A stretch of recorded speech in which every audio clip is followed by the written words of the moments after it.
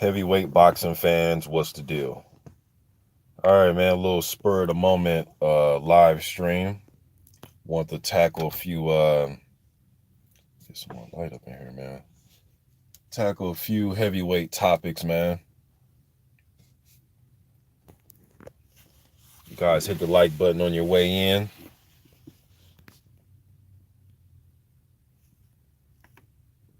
Pretty eventful weekend, man, right? Andrew Ruiz Jr. Upsetting Anthony Joshua. That's still a buzz all around, man. It was all over TV today, all over ESPN, all the shows, First Take. What's the other one got called? Get Up. Pretty much every show that came on ESPN, they at least briefly spoke about the Andrew Ruiz upset of Anthony Joshua. Um, Eddie Sasso, what's up, man? Profit was good, man. I want to talk about a few heavyweight things real quick, man. So I'm gonna jump right into it, and then as you guys come in, you guys got questions to ask me, you want to chop it up about something, I'll definitely talk about it. All right. So July 13th, Joyce versus Bryan Jennings. I like that style matchup. Demetrius Collins was good, man. I like that style matchup. Joyce and Jennings. For Jennings, man, this is almost like do or die for him, man. Um, oh, my man Vince, what's good, bro? Appreciate that super chat, man. 4.99. Hey, congratulations to your brother too, man. I see he got his what is his degree to be a doctor. I've been meaning to hit you up, man. So yeah, congratulations to your brother, man. That's what's up. Um, but as far as this Joyce and Jennings thing, man, right now for Jennings, man, this almost seems like do or die for him, man. It's not so much that he has, a whole bunch of losses on his record, but when you start accumulating like back-to-back losses in this heavyweight division right now, especially with all these up-and-coming prospects, and you got these contenders trying to make a move, you don't want to be put on the back pedal, or the back burner rather, with a whole bunch of losses. You know what I mean? So he definitely needs to get a win against Joyce. I think it's a winnable fight for him. Joyce, he's a big guy. He's going to have the height advantage and weight advantage on Bryan Jennings.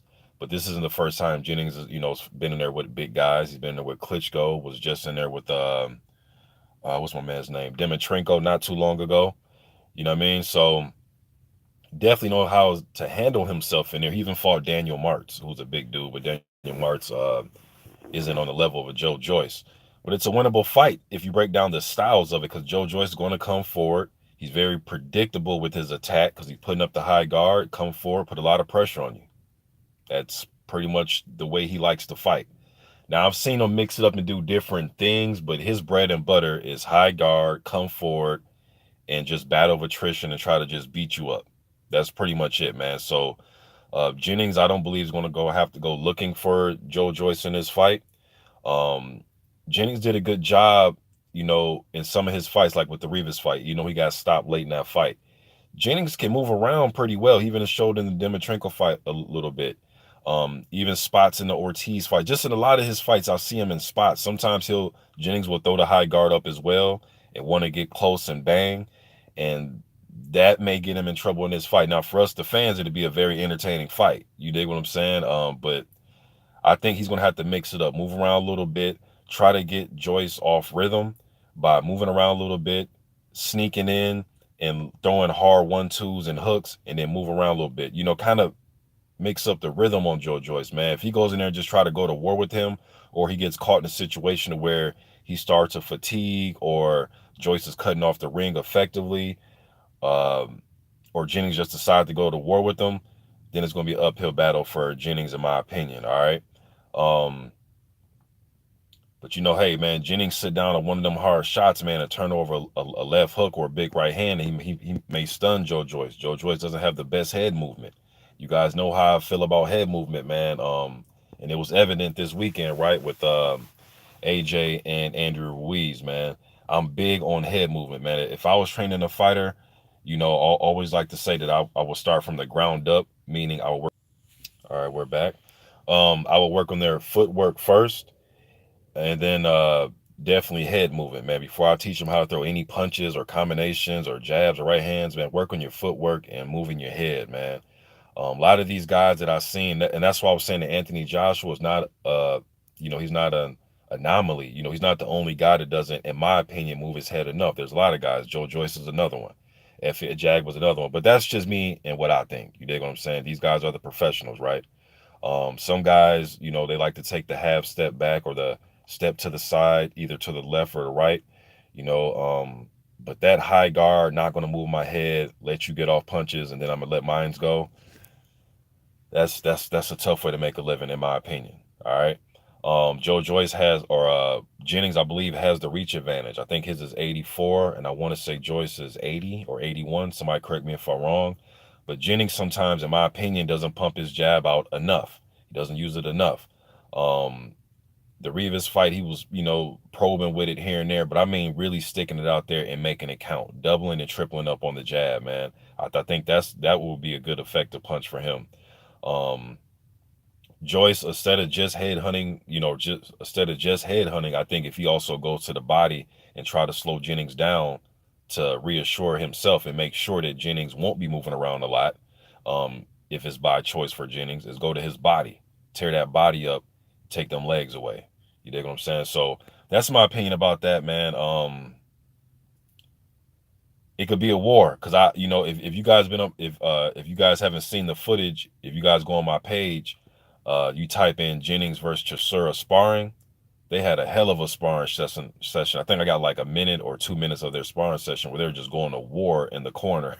They were going to war, man. So if Jennings brings that type of fight, or his high guard walk you down style, like how he was trying to do against Vladimir, it could be a war. You dig what I'm saying? It could be a war. But if he moves, uses jab like he was doing against Dueco and some of the other guys, they were kind of, you know, trying to pressure him. Speaking of Dueco, there's some news that came out about him today as well. But this could be a very entertaining fight, in my opinion, man. Then another one, I wrote down some notes here so I won't forget. The other fight I wanted to speak about briefly was and one thing about Joyce, one more thing about him, man. They're really putting him on the fast track as far as names. I know Stavern was not at his best, but he's a former title. Yeah, man, bad service where I'm at right now. But Usanov's another guy. They even threw him in there with Joe Hanks. Joe Hanks, once upon a time, was an undefeated upcoming guy. He actually fought Andrew Ruiz when they were both undefeated. That was a good fight between the two. Ruiz dominated. And he was also in there with Lago Keladze. Keladze's been in there with, some of the other up-and-coming heavyweights, man. So they're putting Joyce in there with some good opponents, some decent opponents as he makes his way up the ranks. So they're throwing him in with Jennings now, another guy that's competed for a world title. So we will see what happened in that fight. Another fight that I seen 6 or 7 days ago, they agreed. They made an agreement for the fight, and that was my man Manuel Charr and Trevor Bryan. Another good matchup. I'm finally glad that the WBA is if you guys remember, was it two, now it's going on like damn near 3 years probably. I can't remember off the top of my head, but like 2-3 years ago when the WBA came out with that tournament that they put together. I forget the seeding now, man, but I think the seeding was on one side of the bracket. It was the Fury Klitschko rematch. And then I want to say the winner of that was supposed to fight the winner out of, and this fight never happened, but it was Usanov versus Luis Ortiz. Then on the other side of the bracket, it was, it was, I want to say it was the winner out of Lucas Brown versus Chagayev was going to take on Freza Kendo.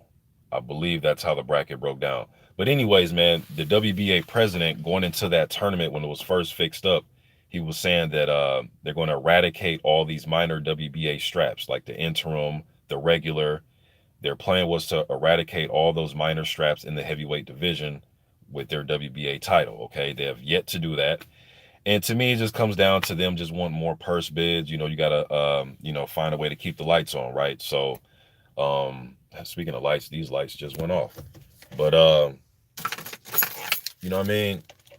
They're trying to find a way to keep the lights on. You dig what I'm saying? And that's why I think they haven't eradicated the regular or the interim. All right. So in this fight, you got the interim title holder, which is Trevor Bryan, taking on the regular title holder, Char. So to me, man, this title, in my opinion, is just like a glorified #1 contender for, well, shit. Now it's Andrew Ruiz, because he has the real WBA title. All right, but besides all the politics and minor straps, the actual fight itself, though, man, is another intriguing type of fight. At first, when I first heard about it, I'm like, oh, I got Trevor Bryan in that one. But then the more I think about it, man, I really, it's really hard to call. I went back and watched some of their fights today. Style wise, man, it seems even to me. Yes, I've seen Manuel Charr get knocked out, be stopped before, got knocked out brutally against Marius Briedis, who's one of the top cruiserweights. Obviously, the fight against Klitschko. I've seen all his losses. You know what I mean? But his style, though, like I watched his last fight against Ustinov. He hasn't been in there in a while. That's one thing about Char. He hasn't been in there since what? He's fought Ustinov. What was that? November? I want to say at 2017. And Trevor Bryan hasn't been in there since was it September or August of last year when he beat up on BJ Flores. You know what I mean? So um, Manuel Charr likes to put the high guard up, punching combinations, like to let the hook go, like to let the right hand go. He likes to slip punches with the high guard. Trevor Bryan can box a little bit. I'm curious to see who's going to take the lead in this fight. You know what I mean? Who's going to be the aggressor? Who's going to make the other guy go on their back foot? Trevor Bryan, I've seen, I think his best win is against Derek Rossi. He was very impressive against BJ Flores, knocking him down multiple times. He has a good jab, pretty decent speed. Um, this is a toss up for me, man. I really think it's a toss up. I'm curious to see who's gonna, what I mean, like I said, who's gonna be the aggressor and force the other guy on their back foot. I would, I think Trevor Bryan may be better on his back foot, being that he likes to use the jab. He likes to jab away when you start to pressure him a little bit. He likes to throw the jab, throw the quick right hand. Char high guard, take steps back, want to come back with hooks. You know what I mean? So that one's a tough one, man. I really don't know about that one. That one's a tough one. But that's my opinion about that one, man. Just a good evenly matched fight, and hopefully the WBA eradicate these damn titles, man. I'm getting sick of a regular champion. That just doesn't make any type of sense in my opinion. Let's see what you guys are talking about here, man.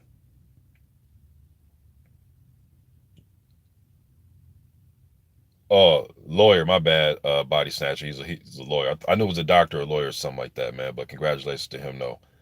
Let me see here. Dimitri Collins says, is he still managed by Jay Prince? Talking about Brian Jennings. I don't know, man. That's a good question, bro. I'm pretty sure you can look that up, though. I'm not sure if he's still managed by Jay Prince. I'm not sure. That's a good question. L Fall Player says, peace, Mr. Box. Appreciate that, man. Eddie Salsa says, Jennings can beat him, just had to move and use better hand speed. Um,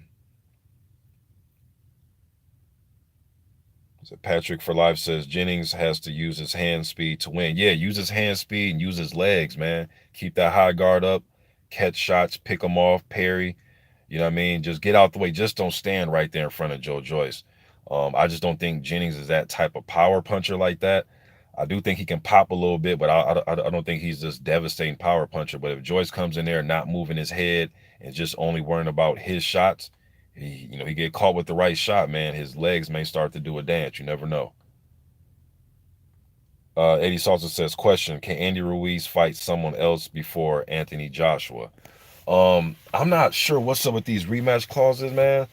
Because I've heard some conflicting things. I've heard Eddie Hearn say he wants the rematch, but then I heard in an interview where Joshua said he wants the rematch, but he wasn't sure if he had a rematch clause, which you would think that he would know if he has a rematch clause or not. But that was yesterday. I haven't checked on anything today concerning that. Um, then I heard the IBF came out saying that they're trying to pressure Andrew Ruiz to, give Pulev the title shot unless they're going to strip him. The IBF is full of shit, man. Like they did this with Tyson Fury. Like these guys aren't champion for no more than like 2-3 days, and here comes the IBF, with their mandatory. You know what I mean? Um, I look at it like Andrew can do whatever the hell he wants to do. Now, does that mean he may get stripped of a title if he were to choose just to do whatever he wants? Possibly, you know what I mean. But really, he can do whatever the hell he wants to do. Man, he won't be stripped of all the belts. But if I was if I was Andy Ruiz, I would push for the Anthony Joshua rematch because I really think that it would be too soon for AJ to take that fight, and I don't think it was a fluke. I'm hearing a lot of things about AJ didn't look right, or look, y'all. Even if that is true, even if you think he didn't look right, or I'm hearing the rumors of Dwecko KO'd him or dropped him in sparring. Look, even if all that is true, all right, even if it is true, the style matchup with Ruiz is still to me going to be tough for Anthony Joshua. You know, he has short arms. He's a fast twitch type of puncher. He can counter. He has a good chin. He goes to the body. And Joshua, and you guys have been hearing me say this for years, man. As good as I think Joshua is, I think one of his flaws is he doesn't move his head well enough. That's just my opinion. I've been saying it for years now. When I break down the good, the bad about him is I don't think he moves his head enough. All right. And Joshua is a good combination puncher, but like I've always been saying, I think Andrew Ruiz has the fastest hands. And some of what uh AJ's advantages as far as getting close and fighting from mid range that he has against certain fighters. I don't think he has that advantage against Andrew Ruiz. What I do think is his advantage is and was in the fight is when he was kind of fighting him from keeping him at the end of his jab, not necessarily up close. You know what I mean? So styles make fights, man. I just think it could possibly be a bad style matchup for him. Now he did show that he can hurt Andy, right? Caught him with a left hook, dropped him. You know what I mean? So it's not like he can't hurt the man, but I just think it's probably just a bad style matchup, man. But if I was Andy, I would push for it. You know what I mean? Why not? You're confident. You already beat them. You dropped them 4 times. You dominated them. You know what I mean? So you did suffer a hiccup by getting dropped, but rather than that, man, I thought Andy was controlling that fight.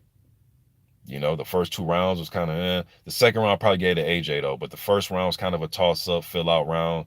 You give it to whoever, but I thought Andy dominated him, man. That's just my opinion though.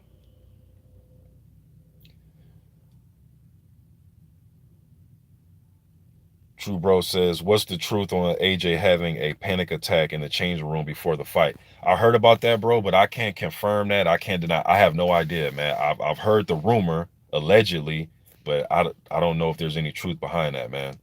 So I can't really say.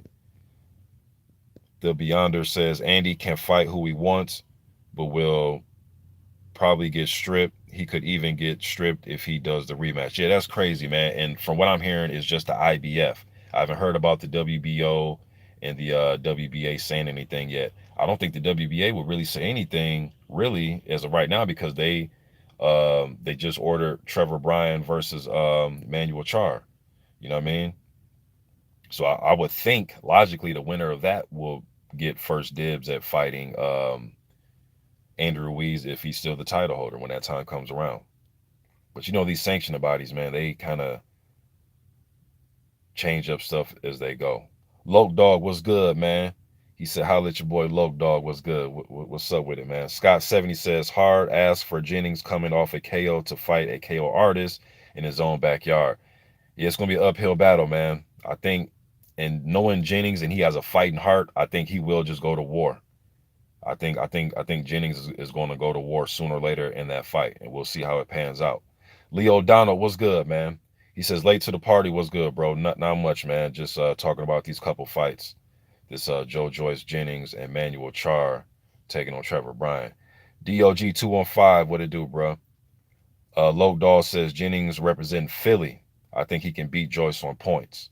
The Beyonder says, Mr. Boxing, what the hell is going on with the WBA rankings? Ruiz super champ, Char heavyweight champ, Usyk number 3, and Ruiz number 5. Man, a lot of these rankings is I haven't looked at the rankings Beyonder in probably a few days here, man. So I don't know if they refreshed or what they look like right now. So I haven't looked at them in a couple days, man. Rob S says, what's good? What's up with it, man? True Bruce says Parker versus Molina if you haven't mentioned. Okay, let me add that to the title. Yes, I did hear about that.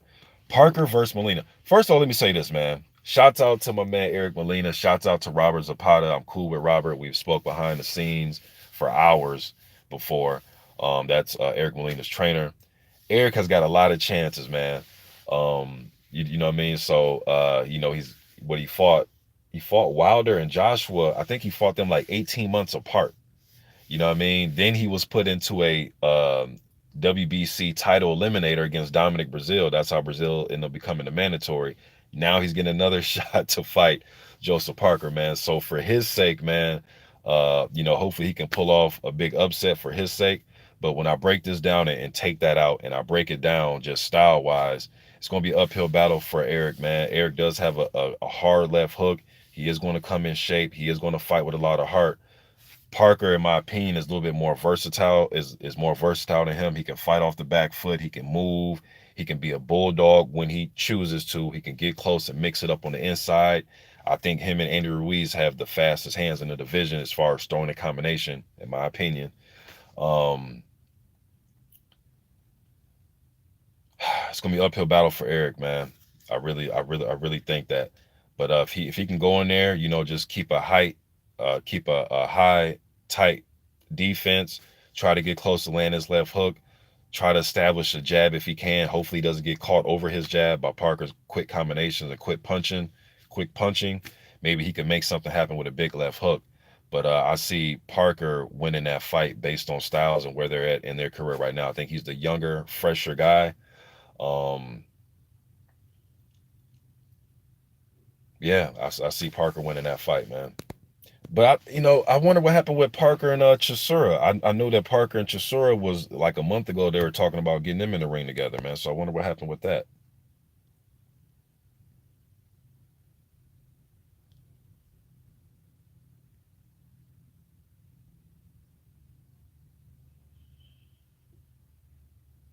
Let me see. Eddie Salsa says so. Sounds like anyone can get to fight Ruiz before November rematch. Exciting. You know what, man? I wonder if Ruiz and his team. I guess we'll see what happens in the next upcoming month or so here, upcoming weeks as far as what they want to do. But I wonder if he'll try to take the route of, I'm not gonna say a tune-up fight, but just probably somebody that's like in the top 15-ish of one of the sanctioning bodies. If he'll take one of those type of fights and then take the rematch just to get another extra payday and then go into a big fight, or hell, would he try to, but shit, Wilder already has his the Ruiz, or not Ruiz, but the Ortiz and Tyson Fury rematch is already signed. Because I was going to say, shit, man, get it on for Undisputed. I still want to see Undisputed, man. You know what I mean? I would love to see Wilder versus Andrew Ruiz Jr. for Undisputed. If we had it my way, I'll make Undisputed because I've been wanting to see that. Yes, I wanted to see when Joshua had it because just the styles and uh just the styles and everything, and then just the power punching and the high KO percentages. Everybody wanted it was so attractive as a fight. Um, but I would love to see Ruiz versus Deontay Wilder, man. Why not? But I guess we'll sit back and see what Ruiz is going to do, man. Low Dog says Hunter looked good last fight. I think him and Usyk gonna clean up the division. That's interesting, man. Look, Hunter was able to stop what's my man's name? Was it Fabio Maldonado? And Maldonado has been in there with Oscar Rivas, went the distance with him, right? Then he was also in there with he was in there with somebody else too, man, that he went the distance with. Somebody say it in the comment section, man, or in the chat right here. I forget. I know we fought Rivas, and there was somebody else that Maldonado was just in there with, man. Damn, I forget off the top of my head. But Michael Hunter was able to. Hey, Michael Hunter, man, can't overlook him. I know his style sometimes is kind of awkward. The dude remind me of his father, man. His father fought damn near the same way. He has seen Rockman in his corner. The kid can fight, man. The dude's been in he's been in like 7 or 8 Vladimir Klitschko training camps. He was an Olympian back in the day. Like Michael Hunter can fight, man. Stop Usinov, stop Bacole. I know, but Bacole's not a top contender, but he was one of the up and coming prospects who were guys were looking at as one of the better prospects. He stopped him, and they're bringing Hunter in as an opponent, man, and he's just like his father, you know what I mean? And he's beating these guys, man. He lets he can move his head, he lets his hands look. He moves his head, can let his hands go, and he has good stamina, and he's tough, and he's not scared. You know what I mean? So somebody that has that, man, can have a chance against anybody, man. And Usyk does something that um, a lot of, some of the upper echelon heavyweights don't do, and it was something that that I've been saying. He doesn't move his head a lot, man. Or I'm sorry, he does move his head. That's some things that some of the heavyweights that I see they don't do.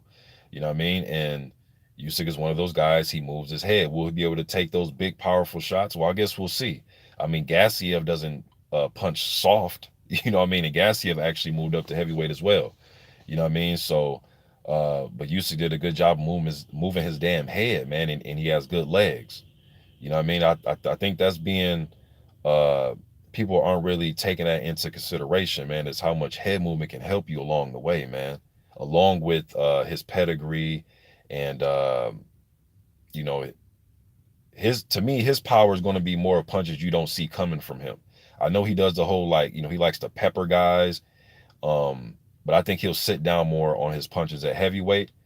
And to me, he'll have quicker hands than majority of probably damn everybody who he fights. So the hand speed will be on his side, his head movement, and his legs.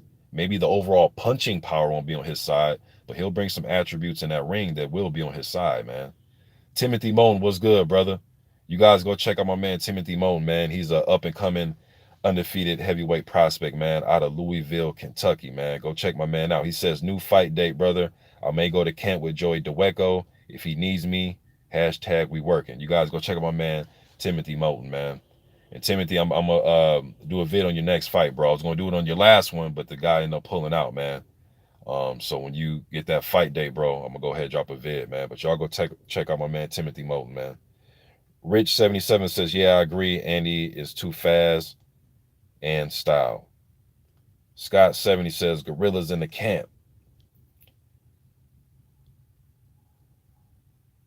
Timothy Moulton says, gorillas in the camp, gorillas only. Rich 77 says, AJ, okay, let me see. Loke Dog says, AJ made his biggest mistake by exchanging with Andy. And then you know what Andy did when they got into that exchange in the third round, when Andy landed his left hook?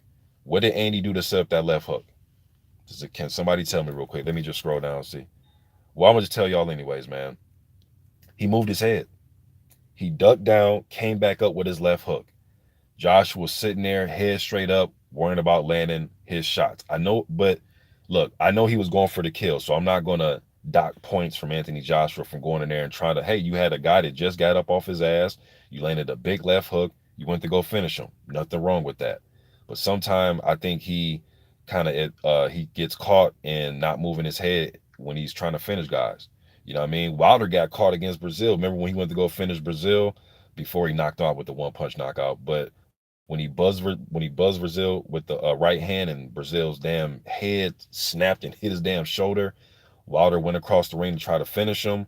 Brazil threw a just an overhand right to get Wilder off of him. It kind of, it made Wilder back up. You know what I mean? Wilder went in there trying to finish him with his head up, man. Prophet says Teslenko. Yes, that's who you're talking about, Maldonado, right? That's who fought him. Was it Alexander Teslenko? Okay. Boxing Conversations with Reggie Owens was good, my brother. He says, salute, my brothers. Was good, bro. Let me try to roll back up real quick. The Beyonder says some fighters need that touch to the head. I've seen fighters get dropped, then just swallow punches after that and go on to KO the other guy. Who knows, maybe the adrenaline soups them up. Yeah, and that's what I was just saying, bro. I know when you in that ring, man, you get somebody hurt, the first thing for a lot of fighters, especially heavyweights, is just to finish the guy. I totally get that, but you gotta be aware though, man. You gotta move that head. At least practice throwing punches. Like, okay, you know what? When I throw my 1-2, I'm just gonna automatically dip. I'm gonna work on that on camp. Or when I throw my left jab and then throw my hook off my left jab, I'm gonna get my head offline by going to the left or going to the right. Something, man. Just incorporate head movement after throwing your 1, 2, 3, 4 punch combinations. I'm seeing a lot of guys go to strictly high guard. um, I'm going to eat or just put my high guard up and let you throw 4, 5, 6 punches, and then I'm going to get off after that. I see a lot of guys revert to that, and hey, it works for a lot of guys. All right, I know I'm just a guy on YouTube. What do I really know? You know what I mean? But just watching it, and for somebody that's been watching the sport for 30 plus years and done some sparring myself, I'm a big believer in moving your head, man. That's just me. Uh, Rich77 says, I want to know why AJ's dad wanted to kill Hearns.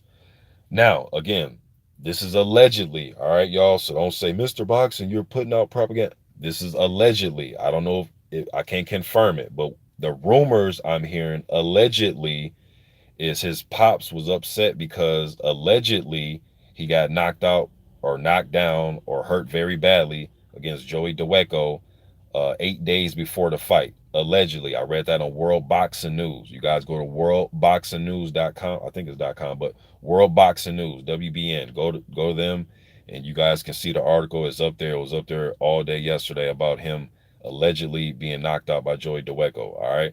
I went to Joey's Facebook account. Now there's two different Facebook accounts for him. All right. The one I went to, I don't think it's a fake one because I don't see nobody making a fake Joey Daweko Facebook account. But the one I went to, there's one of his accounts where he's just posting up stuff, regular stuff in camp with AJ. I think one about his family or something like that. Then there's another account where it's similar to the other account as far as things he's posting. But on this account, the other Joey Daweko account, they're reposting all the news articles and screenshots of like Instagram messages and Twitter stuff about him allegedly stopping AJ. All right, so take it for what it's worth. Daweko doesn't seem like the troll type of guy. Seems like a straightforward type of guy. So again, two different Facebook accounts. All right. But back to what you were saying, Rich77. That's when I'm hearing something about his father allegedly being upset that you know, Hearn had his son still fight. You will still think that it's up to the fighter if he still wants to fight. But I guess his pops was upset about that allegedly. Again, I really don't know though, man. This is all hearsay. All right, I wasn't in the ring. I have no idea. All right, but at the end of the day, though, man, if that is true, uh, it's up to the fighter, man. And if you are allegedly getting your ass kicked in camp, then you need to, that's your camp. You're the man of that camp. Then you need to set whoever whooping your ass straight. You know what I mean? Whether it's the next day or later on that day or something. But you know what I mean?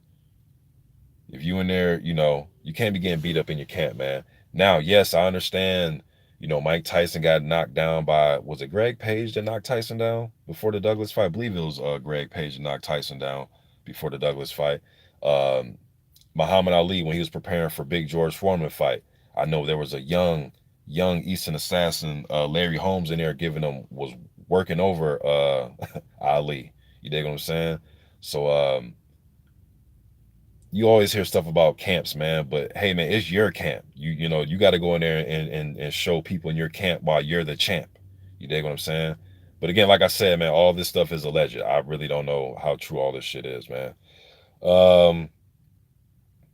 Leo Donald says, what are your thoughts on the proposed Whyte Fury fight? I've never believed it what happened, but Fury said he will fight if it was for the diamond belt, and once that got granted, he dismissed the idea.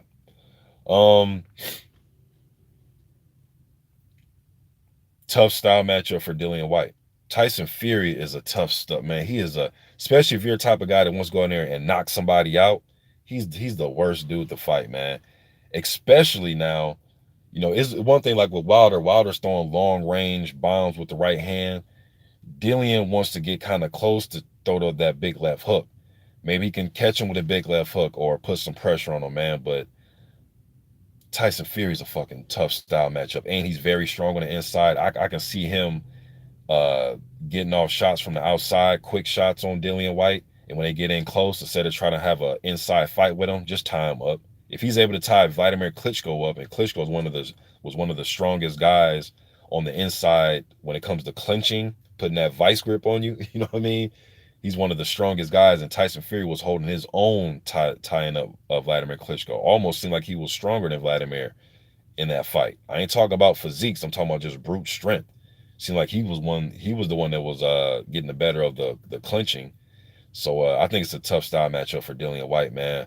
But if Dillian can get that thud and jab out there and work the body and slow Tyson Fury down by digging to his body and then coming up over the top with that big left hook or big right hand, anything could happen. But just based on styles, tough style matchup in my opinion.